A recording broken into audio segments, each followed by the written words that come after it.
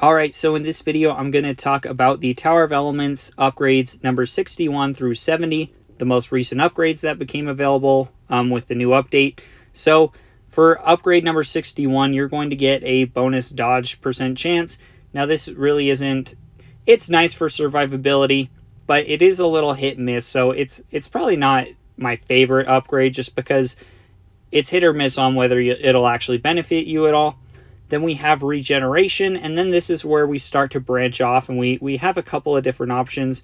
One thing you'll note is on this right side, you have damage return multiplier, which really isn't that good at all. So you are really going to want to just avoid that. And then we have a knockback chance. That's not that good either. So that's why really I would go this left side, just because you're going to get an HP upgrade. But then you have your choice between regeneration and lifesteal. Lifesteal is just going to be a bit better, so I would go for the lifesteal option here. And then the big one that's going to help a lot is extra damage resistance. So an extra 2% damage resistance.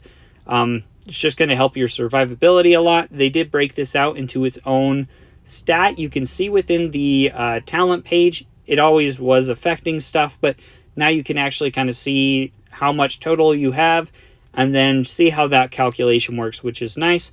And then when we're just comparing it to this right side where we have critical chance and the knockback chance, that critical chance is a fine one, but being able to get lifesteal and then extra damage resistance is a huge upgrade.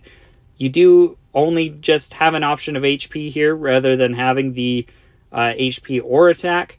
But then once again, going to this next upgrade, getting a lifesteal buff versus this damage return multiplier, which really just isn't that good. I mean, you could have your damage return multiplier maxed out, and it's really not going to help you that much. So the lifesteal definitely is more beneficial there. Then we have extra damage resistance and HP. And then we get to these, once again, these final 3 milestone upgrades.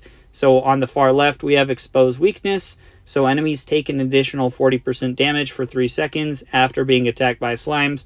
So your slime's attacks will just apply a debuff to the enemies. So, I mean, after that first attack they deal, they'll just be able to deal more damage on their subsequent attacks for the next 3 seconds.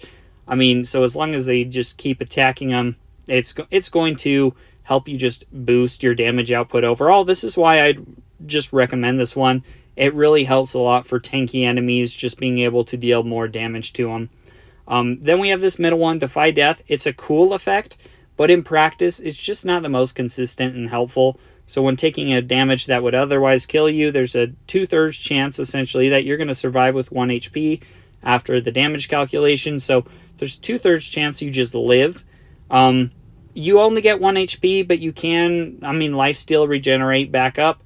But really, just the fact that it took you almost to death, odds are you're getting swarmed by a wave or a boss. So if it's a big boss that's taking you down to 1 HP, this can actually be really helpful, just because by that time, hopefully, you should be able to kill the boss. But if it's waves that are killing you, then this isn't going to be that helpful because, the waves are just going to keep on coming. So you're not going to get a ton of benefit there. It's a little hit and miss.